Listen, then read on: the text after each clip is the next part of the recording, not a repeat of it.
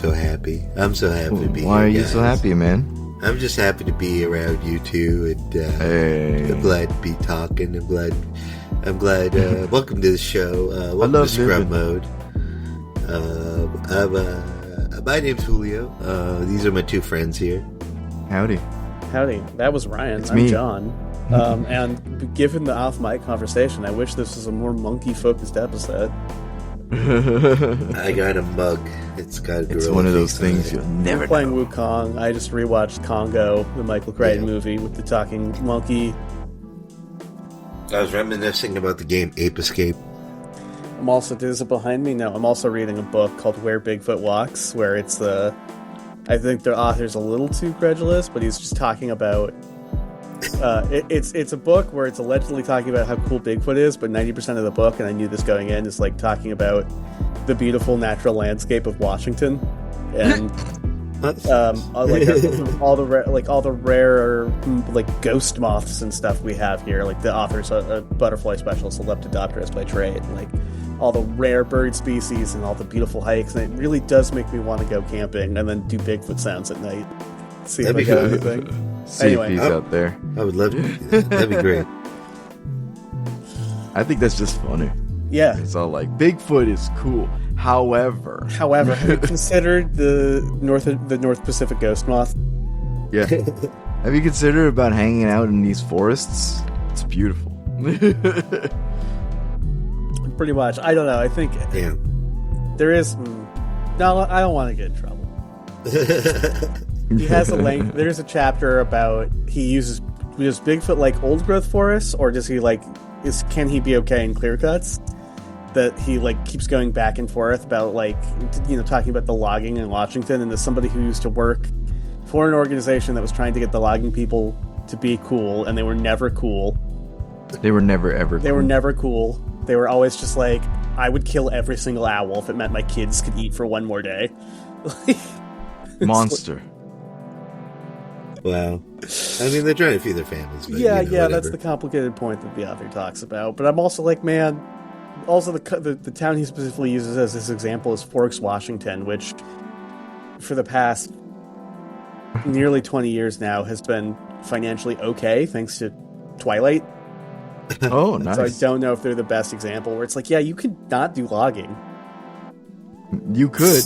You could have a woman write a book about sexy vampires. You could have a woman write and up then a you don't book have to kill about any more owls. sexy vampires, and then have another woman write a different book based on those characters, which then has to be adapted into a different set of characters due to copyright problems. And then Thus bringing about the worst kink film in the world. And then the woman who stars in that movie will be in a Spider-Man movie where nobody gave a shit. Yeah. Who even remembers it? I know we didn't really talk about it on the show, but remember that meme song, Rest in Peace My Granny, she got hit by a bazooka? Yes. Yeah. Connection there being the Spider-Man clip. Yeah. Yeah. The clip of Aunt May getting blasted by Goblin Bomb. Yeah, by the Goblin Bomb. Finish it. Where she's just all like, what was it? She was doing a prayer? Yeah, she was praying. I'm not the right kind of cat. I don't know what Catholic prayer what Christian prayer that was. She was praying. She was praying. It's like an Our Just Father. know it was Jesus. It was Jesus she was praying to. Don't worry about it. Yeah. And then Norman Osborn shows up and he's like, finish it. And it's Yeah. It's a charged line. Anyway, My favorite. You know what? Yeah, no, I should stop. Or else I'll just be talking about Spider-Man. Well, look, we all love Spider-Man. Yeah. We love Sam Raimi's Spider-Man. And Yeah. the current Spider-Man to some extent. Yeah.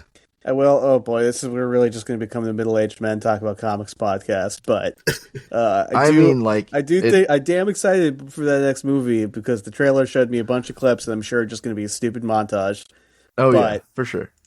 Peter fighting the Hand, Peter fighting Tarantula. Okay, you show me shit I haven't seen on the screen before. Thank you.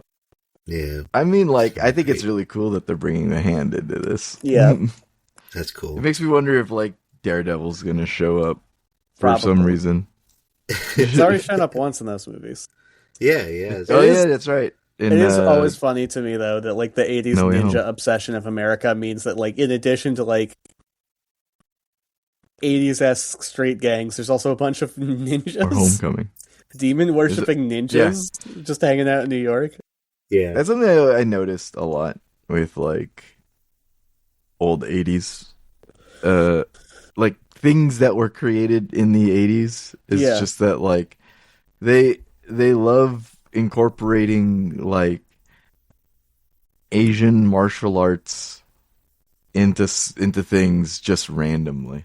Like remember that RoboCop movie with the robot ninjas? Yeah, 3. Yes. We don't talk about 3, but yeah, I remember that. I think there's a direct line. I have to check out my year, but there's like probably a direct line from the robot ninjas in RoboCop 3. That's the jetpack one, or is that 2? That's the jetpack one. Yeah. Okay, there's probably a direct line from the robot ninjas straight to like Gray Fox and Metal Gear. You know what I mean? Like if we could like, it's a not zero chance, but like. I love him, but I'm just saying we know Hideo Kojima just takes what he sees in movies and then he applies, filters them through his own idiosyncrasies. Yeah. He's just all like, what's really cool? Robot ninjas. Yeah. Man, I love Kurt Russell in these 2 Kurt Russell movies. What if I just mashed them together? Ooh, Snake? That's a cool name. Yeah. Pliskin? Iroquois? What if I take the states of matter and I apply them? But then, like... I know it became a meme, but, like, Punished Blank, like, Punished Snake becoming Punished Blank for a while was, like, a great... Yeah. And it's impossible to explain to somebody who wasn't there at the time. Yeah. It was a of its time kind of situation. Okay. Oh man.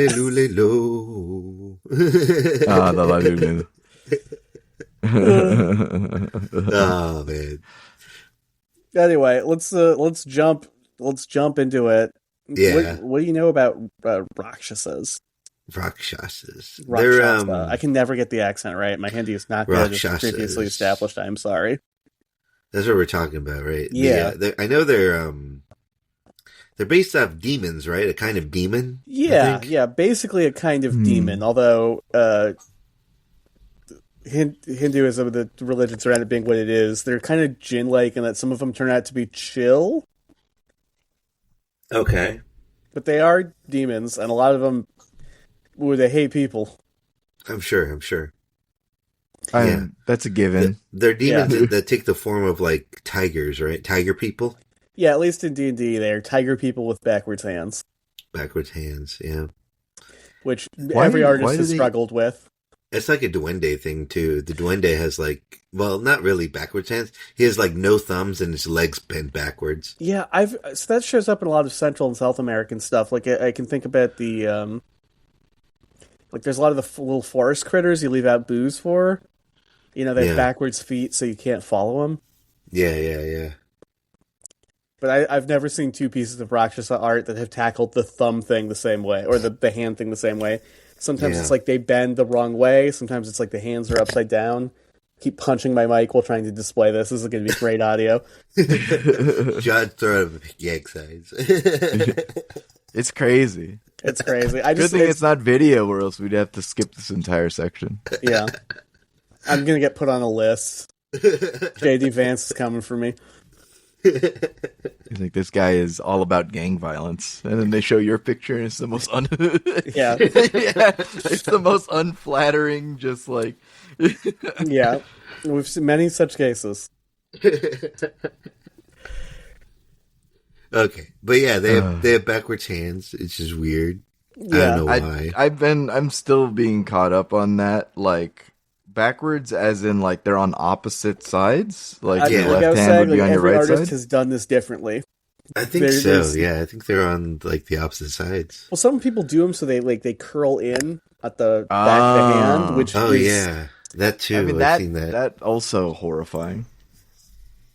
How do you spell Rakshasa? So they're like, they would be like this, but they would like close. Yeah. Like imagine if this top was like. It's a hard thing to conceive of, and hands are already fucking hard enough to draw. You know? It took a long time to understand those. The second longest thing, well, I mean, it depends on which one that you tackle first, but like any of those end extremities of your limbs are like the most difficult thing to draw on a person. I mean, Liefeld gets a lot of shit for being shit at drawing feet, but feet are hard to draw. Feet are hard to draw. Yeah. That's why he focused on the pectoral muscles. And the pouches. Yeah. Once again, middle-aged men talk about comics. I love that character that's just made out of pouches. Yeah. The man pouch. Again, he gets a lot of shit, but I love that he took that in good humor. You know what I mean? Yeah. I mean, like, he knows that, like, he's criticized for his art style, but, like, he also knows that he's in the industry, and most of those people are not. Yeah, and he basically was comics in the 90s. He was the most successful comic artist, and not a time known for its great stories, but at the time where comics were most financially lucrative, he was the artist. When covers were selling, he was making those covers. So, like, not my favorite artist. Seems like a nice enough guy. But, you know, good for him, I guess. I mean, like, I know again, old guys talking about comics. Look, I think when you listen to a podcast where there's three millennials talking, it's impossible to avoid comics, or at least the MCU. So this is where we are. Yeah. But like, just one last thought bubble on this. It's just I know that in high school. Yeah. It's just like in high school, like, yeah. Like, I'd admittedly shit on Rob Liefeld. And it's just like, some people would be like, yeah, you can shit on Rob Liefeld. But like, now, you know, being old guy talking about comics, like,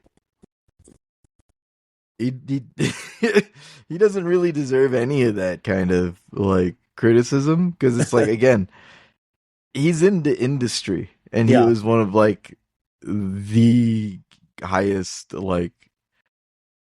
paid comic artists for a while. So it was like, if you think that you're so great, then why aren't you in a position like Rob Liefeld? Yeah, very Other much. than like other questions or questionable things that might be brought up. Yeah. With how like the industry is, you know, handled back then. Yeah. I mean, you know, when you're that prolific, like, you're going to take shortcuts. And, like, I think even with the best comic book authors, if you were to look through all their work, you'd find shit, you'd find fuck-ups, you'd find stuff where they're like, I have to have this done in 30 minutes, I'm just going to hide the feet behind a bowl, got a stack of pouches, I don't care. I gotta get this out. Like, how many teeth does a man have? I don't care, I'm just going to make it look cool. You know? He now has 80 teeth. I drew the lines a little too thin and a little too close, and now he looks like a horrifying wheat thresher. Anyway, back to the Rakshasa with the backyard's ass hands. Usual shit, usual safety shit here of like, hey man, I don't speak Sanskrit, I don't speak Hindi. I know, you know, obviously Hinduism and Jainism and Buddhism are active religions, and we're talking about an active religion. We don't mean to offend anyone. I'm just doing my best. Give us a little grace if I fuck up a pronunciation or get the story a little wrong. That's fair. Yeah. You are graced. Okay, so would you believe that much like the Naga and stuff like that, this guy isn't just limited to one religion?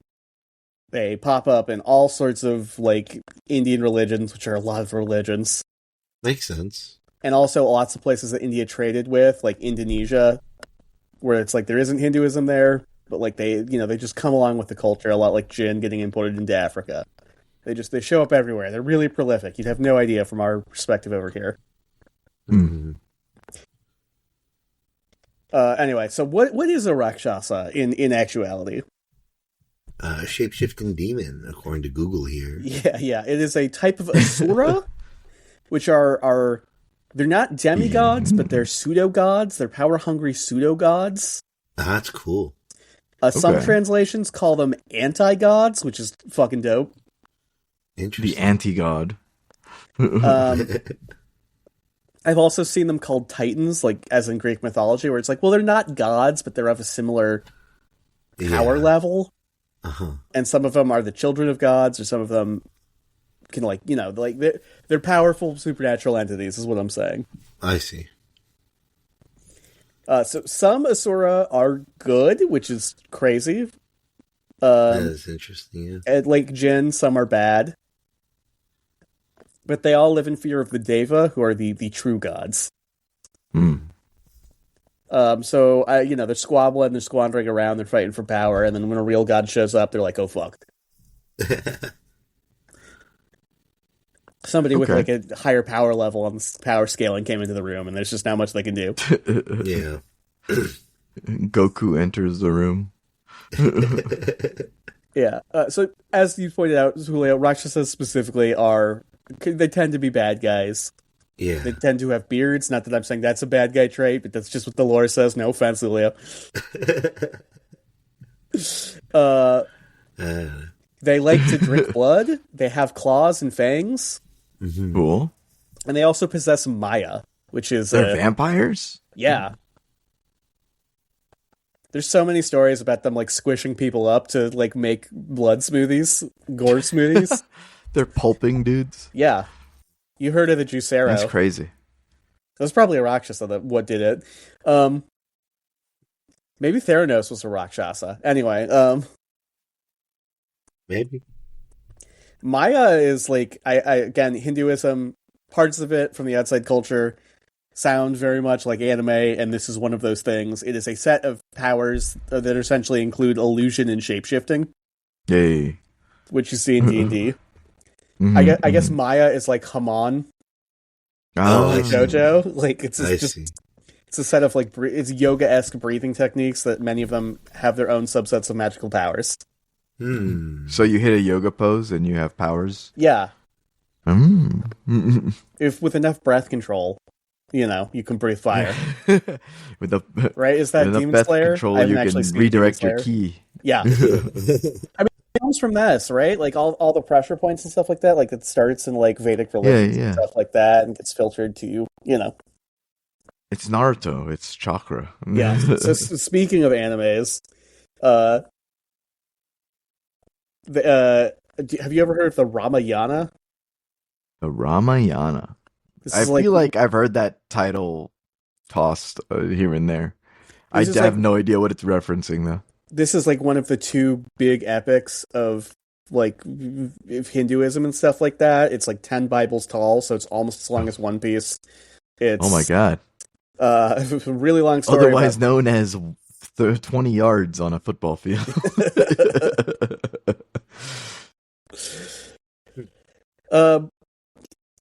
But yeah, so this is like this, along with the Mahabharata, which we'll talk about in a second, is like the two big.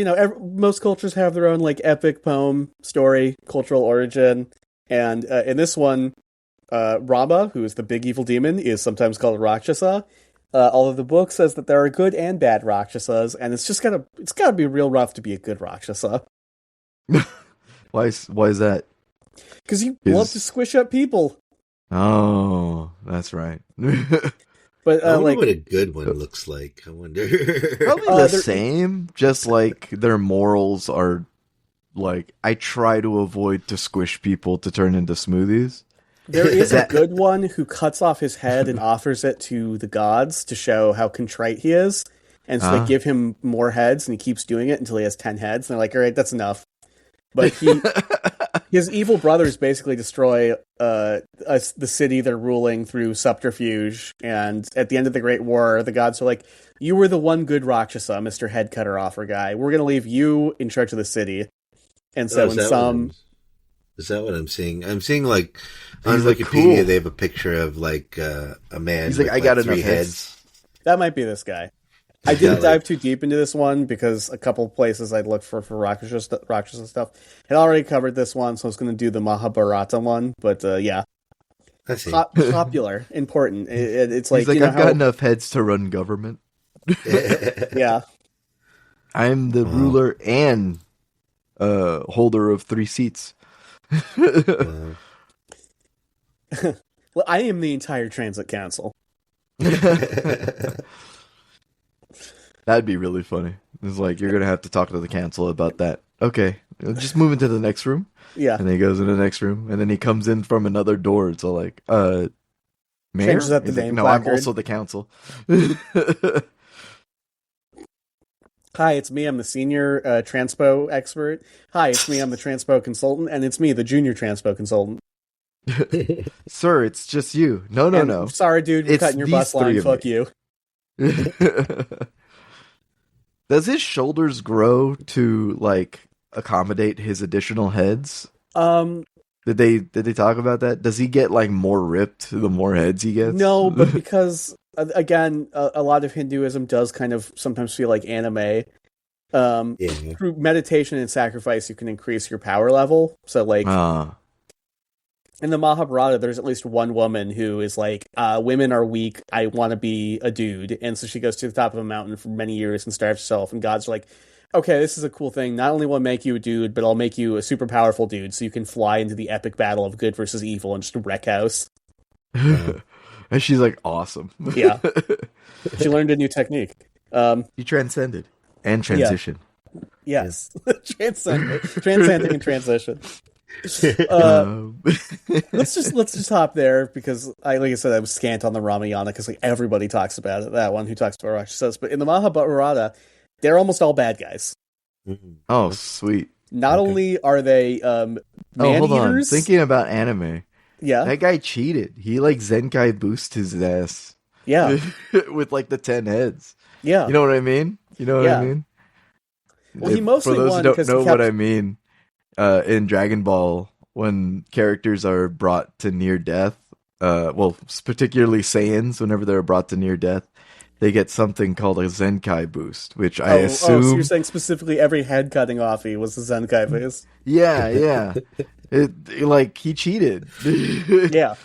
He brought himself to near death, and then he got his power level, like, boosted. But anyway, just to finish out that last sentence, in Dragon Ball Z, the Saiyans have a thing called Zenkai boost. Whenever, like, biologically, if they're brought close to death but don't die, they come back stronger than ever. Kind of like Dark Apocalypse, from Superman. Yeah. Whenever you kill him, he comes back stronger. Yeah. A power that so many characters have, but you just physically cannot depict in media because it just doesn't. You're like, oh, he's.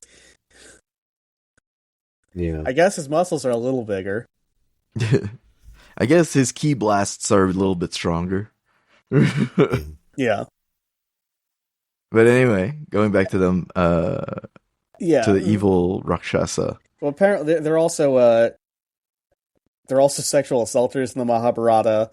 We already established that they were evil, man. Yeah, I just specifically mentioned in that book a few times. They sort of feel like more the D&D monster here, where they like hide out in deep forests and jungles. They shapeshift. They prey upon travelers. They take over towns and demand human sacrifice. It's like all good stuff for your D&D bad guy to do. You know? All great things. Yeah. Stuff to really aspire for. I mean, if you need a quick D&D bad guy being like, he ate my brother and now he's demanding a sacrifice, like that's one of the most classic monster stories you have. He juiced my brother like an orange peel. He put him in a big squisher. I've never seen anything like it. He grew his gross reverse hands and crushed them in between his palms. Yeah. That's one thing, I guess I should get to this now. That's one thing I looked for. Like, I could not find that in the original lore. Now, there is, like I said, this guy shows up in lore from cultures, basically, from Afghanistan all the way to Indonesia. Impossible in our time period for me to look through all that lore to find one instance of him curling his hands back the wrong way, or his hands being on backward. But I couldn't find it, so that might be a D&D invention. I don't think it's a D&D invention. I think it's a really lame one, too. It's silly. Well, it like we're talking about, like, it's like that stories where it's like, oh, there's a hot guy at the dance. and you look down, and you go, oh, he has hooves, or his feet are backwards. Yeah, He has it's kind of a weird backwards demon hands. thing. It's a weird demon thing, yeah.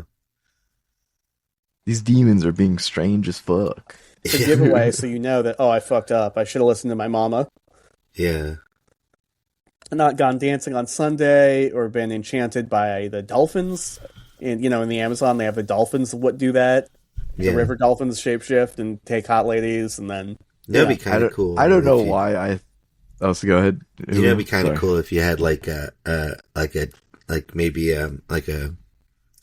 I don't want to say it, like a tribe of Leonins or a group of Leonins.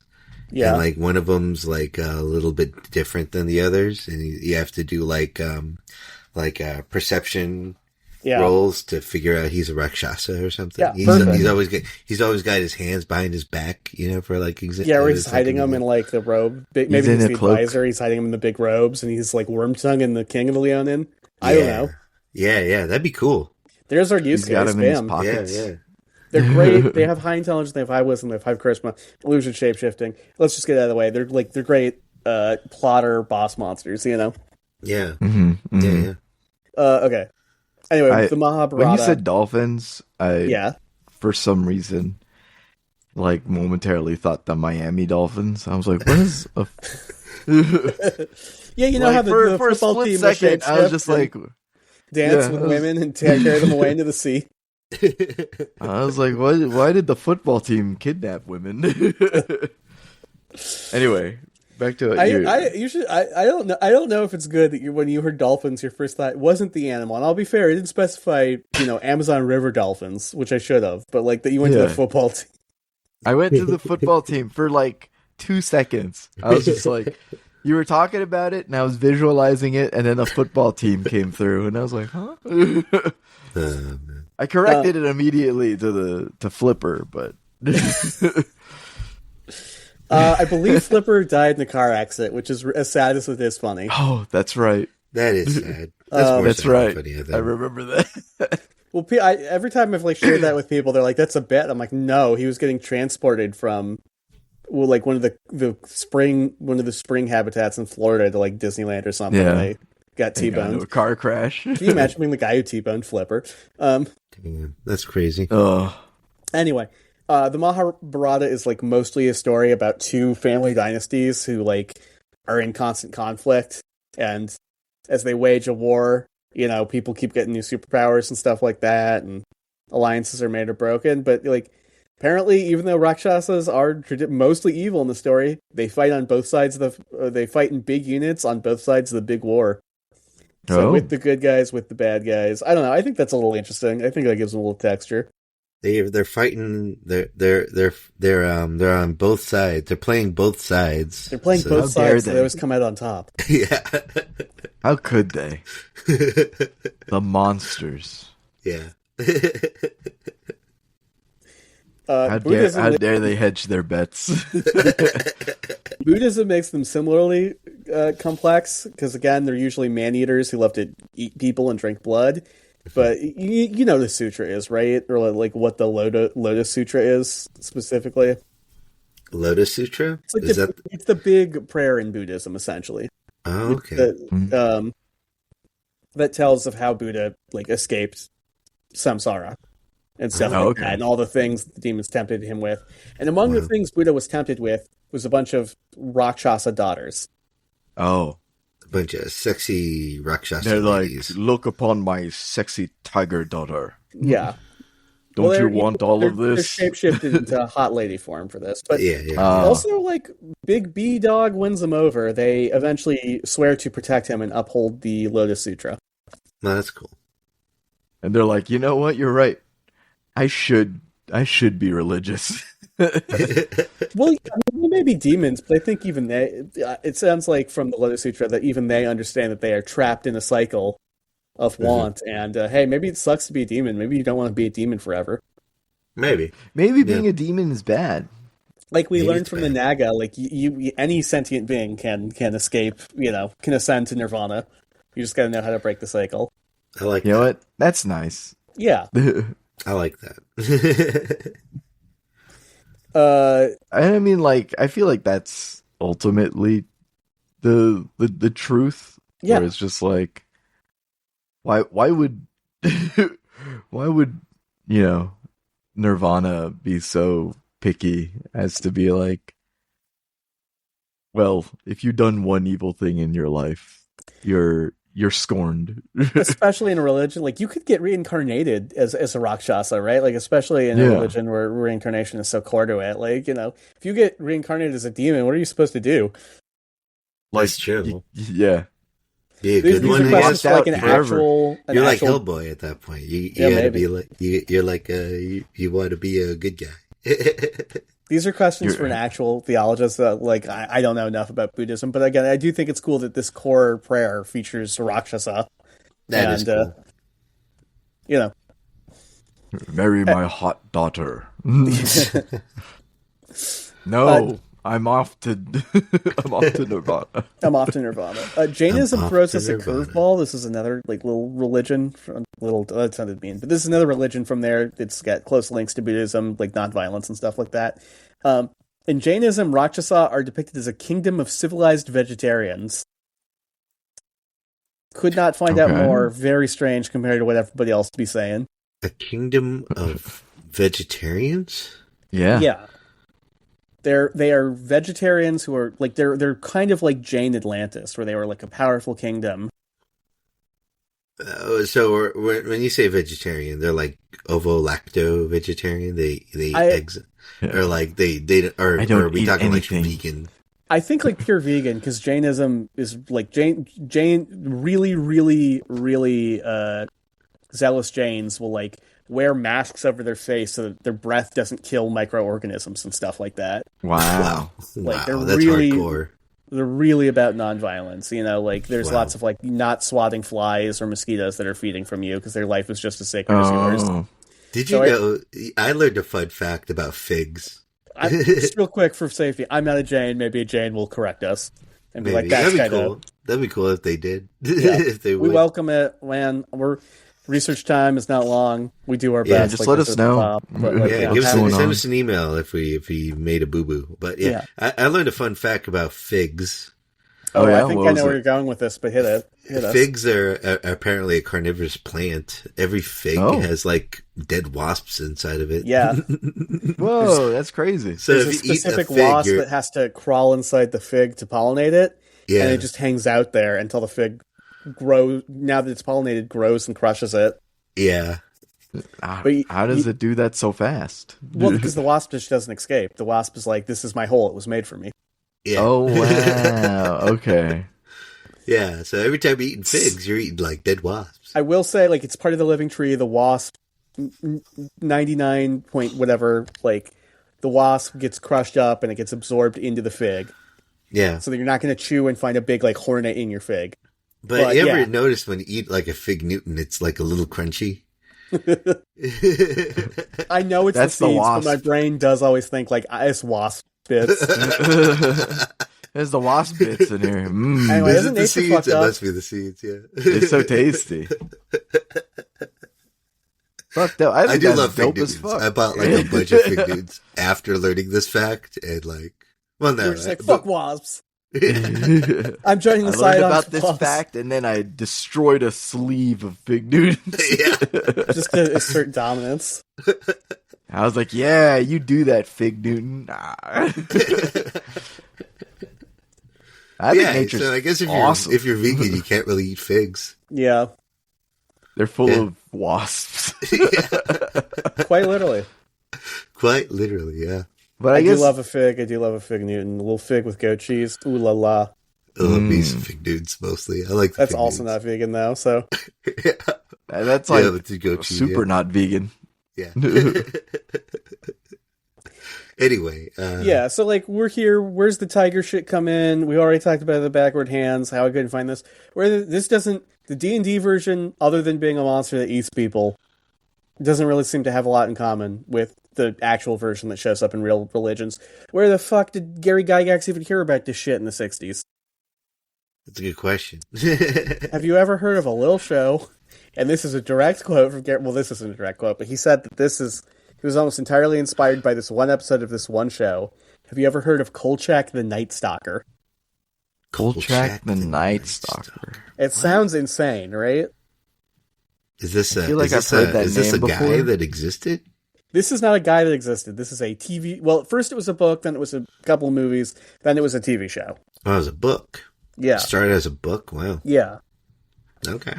So this is... I feel Ryan, like I'm shocked. This is a procedural TV. This is like aired around Columbo times that you don't know. I get to bring you a... That's right. There's some That's that's the only time I heard it because what do you call it? Because I got super hooked on Columbo, and then like I started getting recommended a bunch of other like 60s era like detective procedural shows. Kolchak's not bad. I watched a few more episodes after watching this episode for this series, but so he is not a detective, even though he looks like it. He's a reporter. Reporter? He's a freelance reporter, so like... Oh, reporter. Yeah. I heard reporter. I heard reporter. He's a freelance hoarder. You know all those shows where there's a spooky magical item shop? He's the guy who gets all the stuff. Yeah, he's the guy. He's Kolchak. No, he's a reporter. There's lots of like Peter Parker vibes because his editor's always yelling at him. Kolchak, I want pictures of Spider-Man. There's a great episode where he's like, Kolchak, they're about to decommission this cruise boat. Go on the cruise. And Kolchak's like, that's not important news. It's a fucking old boat, and it's just going to be a bunch of old people on the boat just eating and hanging out. And the reporter's like, I need someone to cover this. You're going on a boat. It's Christmas break. Everyone is gone. I'm giving you a vacation. Go on the fucking boat. And Kolchak's like, this sucks. Anyway, there's a werewolf on the boat. He's like, all right, I guess. There's great. There's like a swinger. He's roommates with a swinger, and they like the swinger keeps getting in the way while he's trying to solve the werewolf problem. You know, the swinger keeps trying. Stop getting in the way. The one woman he's allied with, like, really, her brain only really works in like movie references. So she's like, "Oh, we can do this plan just like this movie." And she looks up talking about the celebrities she's met. Like, it's good. It's good. That's cool. In one episode, and this is such a curveball, you're just gonna have to hang with me. Okay. I guess first I should say, like, obviously, 60s being where it is, this predates like X-Files and stuff like that. I think this might be the first spooky cops show. Ooh. You know, your first Buffy, your first X-Files, your first Supernatural. Like, he's not a cop, but he is investigating spooky shit. And aliens and werewolves and Rakshasa. Okay. So the actual episode is kind of based, it literally starts with a monologue about gentrification and affordability. Wonderful. And how that's like pushing people out of neighborhoods they've lived in forever. Did not expect that from a 1960s show. That's something. Wow. Yeah. And the plot of the episode centers on a Jewish neighborhood. You know, that people are slowly dying after seeing loved ones. And, you know, for some reason the deaths are blamed on rats because everyone's flesh is stripped from their bone. Oh my god. But, like, the Rakshas's plan is, like, he shapeshifts into he reads somebody's mind, he shapeshifts into their loved one, he lures them in for a hug, and then he, like, you know, cut to black, it's a 60s show, but the sound effects lead me to imply that he's biting their heads off. Ooh. Wow. Yeah. He just devours them. And some writer felt so clever for this, but, like, there's a new Indian restaurant in the Jewish neighborhood, and you know that the swastika facing the other direction is a sign of protection in Shinto and Buddhism and Hinduism, right? Yeah. Yes. So, like, all the old Jewish people who are slowly being pushed out of the neighborhood are, like, really mad that there's a bunch of swastikas everywhere. But the swastikas actually belong to a monster hunter who has spent his life hunting Rakshasas. Oh, the Indian restaurant is a front. And so he's, like, putting up the swastikas to protect people from the Rakshasa. Ooh. I mean, like, it's not rotated 45 degrees. No, right? no. It's just like the flat square. But to be fair to the characters in the show, man, when the white supremacists do spray paint the swastika, they fuck it up a lot. They're not very You know, it's pretty really bad at it. It's really hard to get right. Yeah. It's hard for people who are.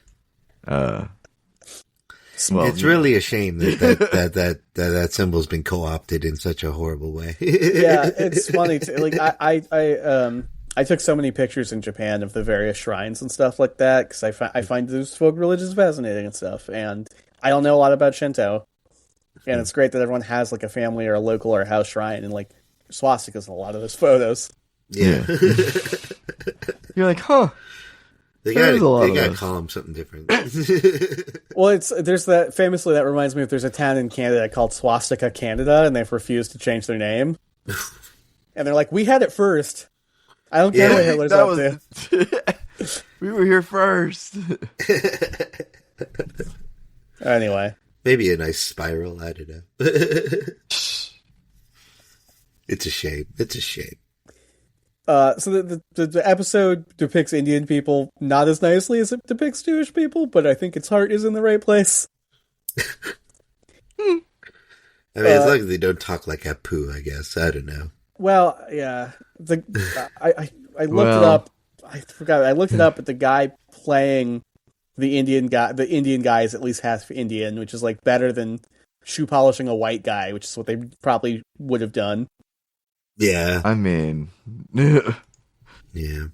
We had to consider the time, yeah. But yeah, I don't know. The show also adds the fact that the Rakshasa are weak to crossbow bolts. Crossbow bolts. So if you just shoot them with a crossbow, they die? They die like a vampire with a stake. Oh, okay. Oh, all right. But like, so for many editions of D&D, not in the current edition, but many, like first, second, third, Rakshasa are weak to blessed crossbow bolts. So that's another reason, like another sign that this was just directly stripped right from it. The Rakshasa kills some cops. Kolchak kills the Rakshasa. The Rakshasa hunter dies. Oh no! Leaving his crossbow to Kolchak. Kolchak's editor does not believe him, which is par for the course. Of course. Roll credits. Pretty good episode. He's like, you'll never believe it. I helped a monster hunter defeat a tiger man who was eating people. He's like, shut up. He's like, that's ridiculous. You're supposed to report on the hate crimes. He's like, there were no hate crimes. That guy was just a nice dude protecting people from monsters. It was a monster eating old people. He's like, what about the rats? That was also the monster. That was monsters too. You can't just blame everything on monsters. What are you? It was. Look, I have this crossbow. What's that gonna prove? Get back out there. Find out what's happening with all the hate crimes. I think I'm portraying it dimly, but it's a pretty dope episode. Boss, no, look, these bolts have been blessed. You can feel the power of the gods. Great use case, Julio. Yeah. I don't know if we need to stick here. You guys get any final thoughts on these weird tiger guys? No, not particularly. Good bad guy monsters, good boss monsters. That's what I got. Yeah. They're manipulators. Use them in tandem with Leonins or Catfolk. Yeah. And yeah, that'd be cool. I think that'd be fun.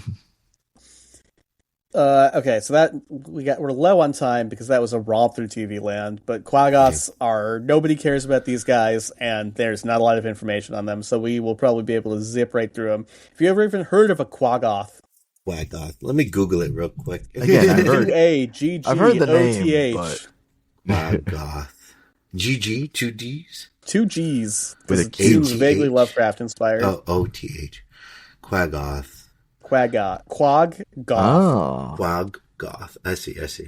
They are sort of chuddy monsters now, but they were originally called deep bears, and if you look for some of the old art, they just kind of look like evil teddy bears. Yeah. Let me see if I can find some real quick. Yeah, look at this shit. What are we doing here? Looks like a weird werewolf creature. I don't know. Yeah.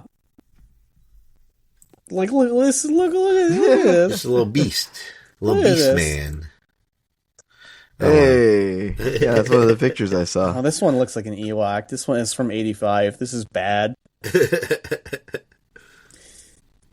I like that they gave him a little stone hammer or stone axe. Tomahawk, maybe? Yeah. Yeah.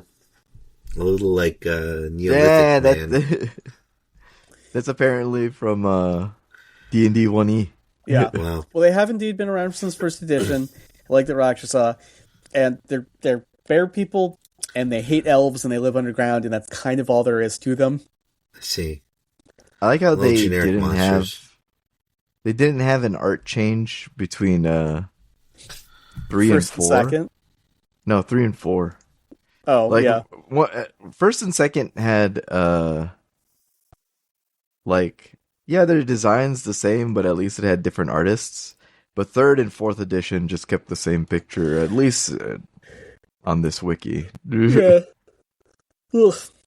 I think Anyway. it's a shame that they got rid of its stone axe in 5th edition. Yeah. Give it back his little axe. I mean, like it's a bit of a small picture, but like the 3rd and 4th edition Quaggoths look pretty dope. They look like a He-Man character, and, maybe that's what you want in your D&D campaign. Maybe, yeah. Yeah, I'm getting He-Man vibes. Yeah. It's the huge muscles and the tiny hands that give him, and the head that doesn't match the body that all give him, He-Man. Yeah, and the stone hammer. Or either of you guys ever He-Man people? Are you? I've seen an episode or two. I've seen a couple episodes of the new the updated season. Remember that came out in the aughts? Yeah. I remember that. I remember seeing that. I remember the episode with the bat people. That was kind of cool. All news to me. Yeah, I don't know. It's fine. He-Man's whatever. I don't know. The new movie coming out. It's okay. It's a little we seem to be entering a new era of video game and 80s movies, movies. Yeah. 80s cartoons movies. With Street Fighter and Mortal Kombat coming out. That's true. That's a good point. So that's kind of cool. I mean, I'm excited. I haven't been excited for a movie in a while. I'm kind of excited for a few movies that are coming out now. Oh. Yeah. Which one is you're most excited for? Yeah, what's your most I'm really excited for the Backrooms actually that's coming out. All right. Yeah. I'm uncertain of a 20-year-old director, but maybe he'll knock it out of the park and it'll be dope, That'd be cool. Yeah. I think that, as I've said before, I think it's going to be really hard to translate to a general audience, but Yeah. What do you mean, just in general, it being based off of internet lore? I mean, internet if I were to sit my parents down and be like, look at this spooky room, how does it make you feel? Yeah. They'd be like, yeah. I need to talk to the manager, you know what I mean? Okay, I get it. I get what you mean. Well, what if there were infinite rooms and you get lost back there? My parents don't know what no clipping is. They a lot of the foundational, Yeah. They haven't had to work a retail job in a room like that, or that's a room like that's your only break from the customers asking you Yeah. I don't know. I think there's an younger Gen X and lower thing. Yeah. At play here that I don't know. But then again, I'm a huge cult classic person, so yeah. If it's good, who cares? General audience. I hope it's good. I'm sure it'll be good. We'll see. I plan on going to see that when I get a chance. Hell yeah! But Mortal Kombat looks cool. Street Fighter looks fun. I like the last Mortal Kombat movie. I always have to rap for my homie. Oh my god, his name is I'm losing his name. But he's your homie, though. He's my homie. He taught me samurai tricks, which when you're 12 is the coolest thing. I taught actual samurai tricks by a real swordsman. Yeah. Oh. Hiro Sonata. That's cool. Oh man, so yeah, those movies look fun. I'm excited for that. We'll have to do a movie roundup, a summer movie roundup episode at the end of the summer or something like that. I'd like that. That'd be cool. Yeah. Anyway, so like we said, the Quaggoths are an underground race, and guys, would you be shocked to hear that they eventually get enslaved by mind flayers? Wow. I mean, that'll happen, shocked. I'm sure. But they don't turn Are they purple? They tried to give them some extra lore. They tried to say that there are Quaggoths who are like, let's go full berserker mode. And there are other Quaggoths who are like, let's be smart and camouflage our fur and use magic. We don't have to be dumb monsters, and they hate each other. Oh, I see. There's some like infighting. Yeah. Yeah. Interesting. Sometimes there's a psychic one called a thought knot. What? Just don't think. A thought knot. So it's spelled like TOHOTNOT, like it's a special Quaggoth word, but I think there's a joke going on here where there's dumb creatures randomly psychic. A thought knot, you know. Yeah. That's funny. They just have no thoughts. Interesting.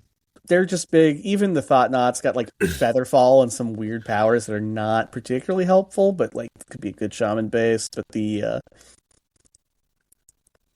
fucking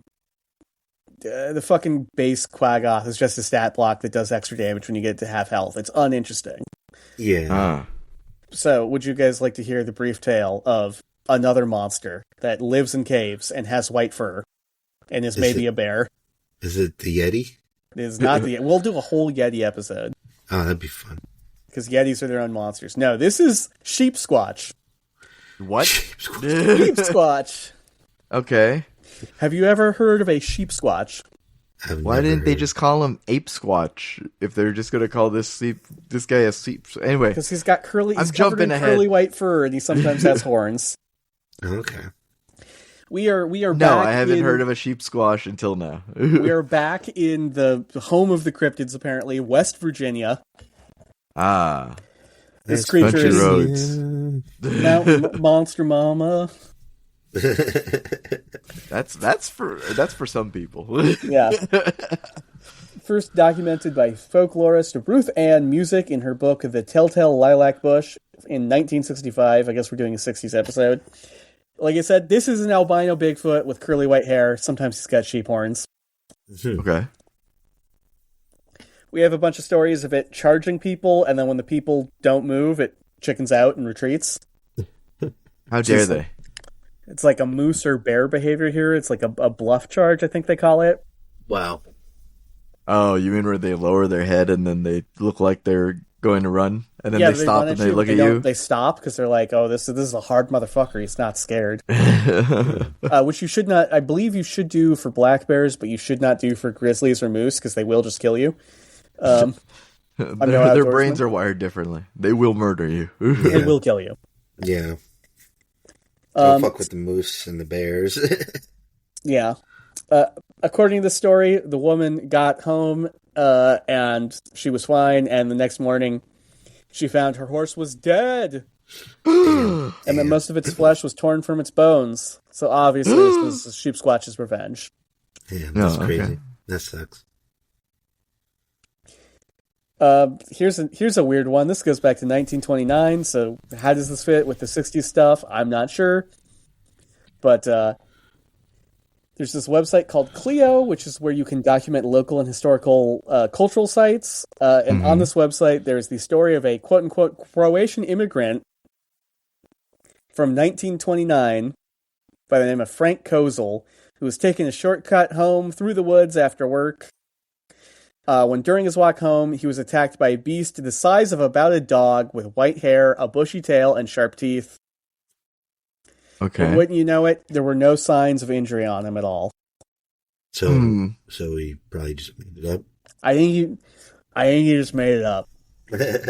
Did he make it up, or is he invincible? He might be a superhero. Maybe. We don't know. He might be Bruce Willis's Unbreakable. He could be Bruce Willis's Unbreakable. Thank you for using his full name. You're welcome. I always like to at least give people their flowers. So that's like all the Sheep Squatch stuff until 1994. Whoa. Oh. When there was like a Sheep Squatch boom in West Virginia. People were Sheep Squatching. A Navy seaman. Uh-huh. Mm-hmm. Okay. I'm proud of you. I left a whole note. Said he witnessed a white beast breaking through the forest. Okay. It knelt down to drink water, and then drank for a few minutes, and then sprinted across the creek before running up the road. That same year, 2 children observed a white bipedal creature while playing in their yard in Boone County.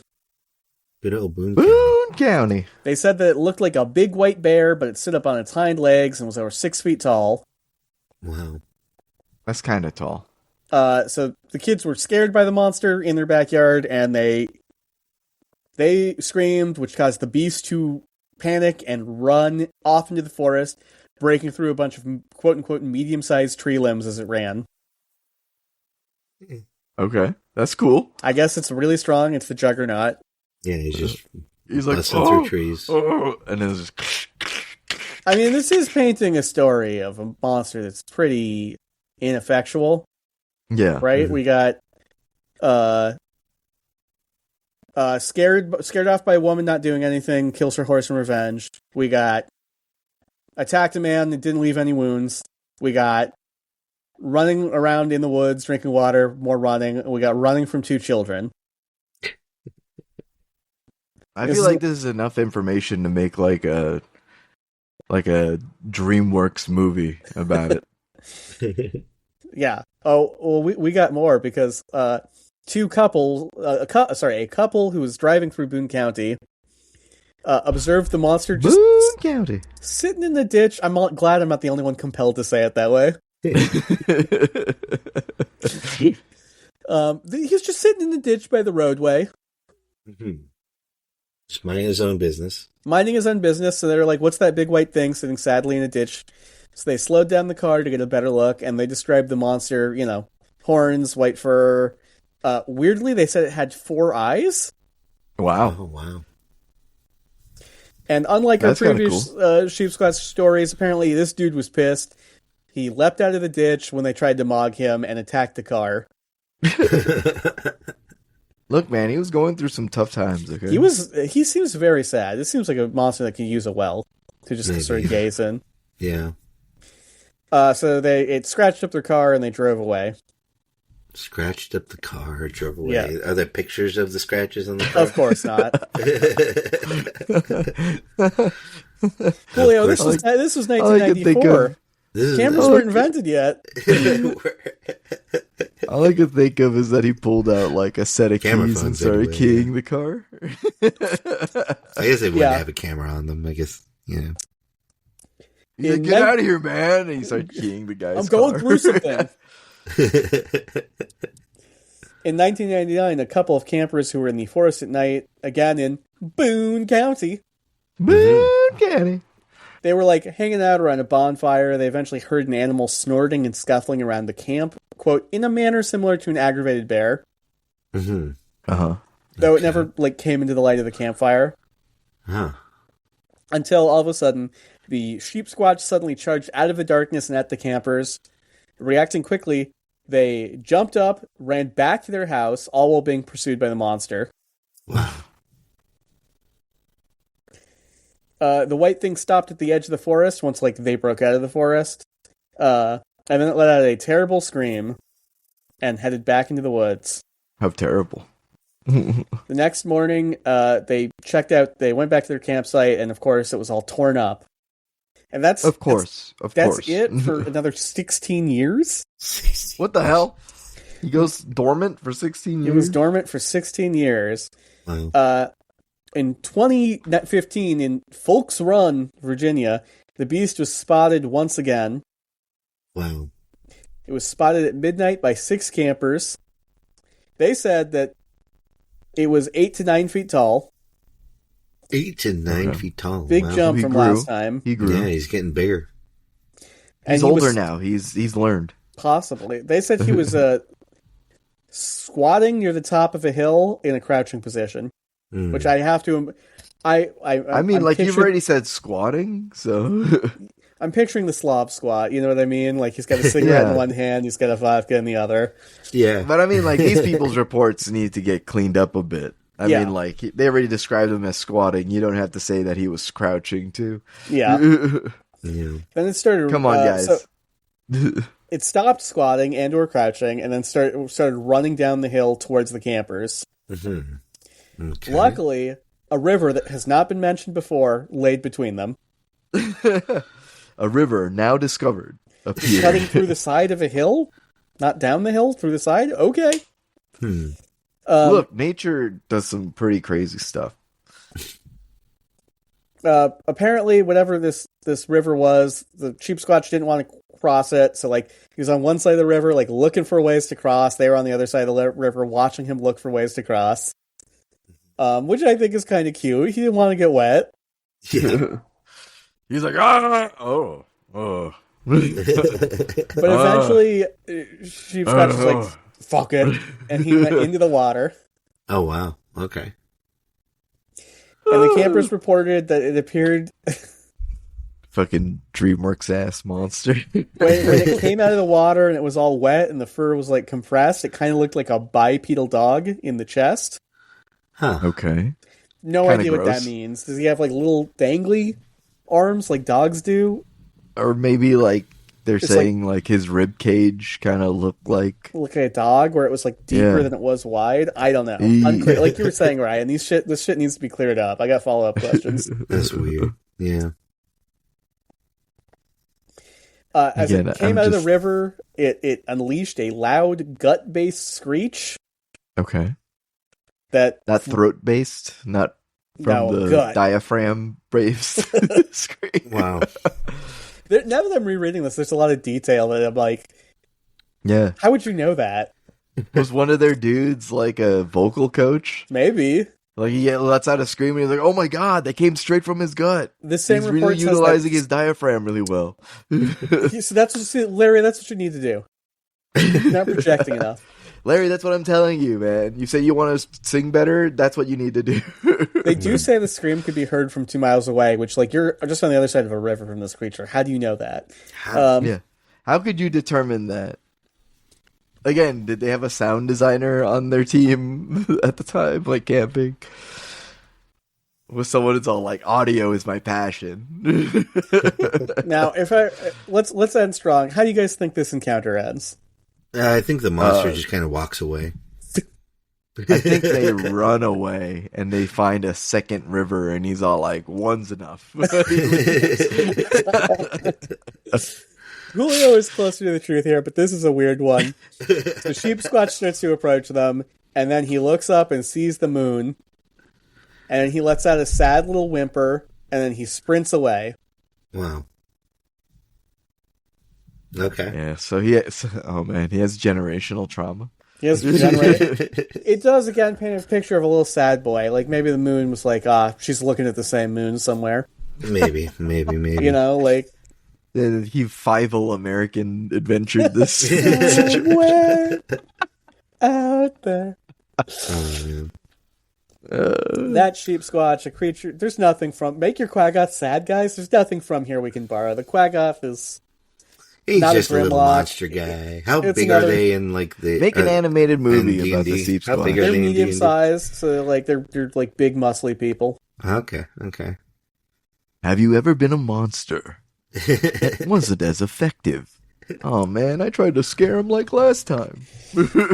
We have one horse death. We But have what one if you had car a chance? damage. Otherwise, nobody has ever been harmed. And this guy runs away and looks sad and hangs out in ditches and squats in mountains and by rivers. And this is a sad little guy. I'm turned now putting all these stories together. He's a sad little guy. He's sad. He needs help. He needs help. Oh man. Which is why But I'm what happy if to mention our one new bad bit sponsor. of advice gets you in trouble?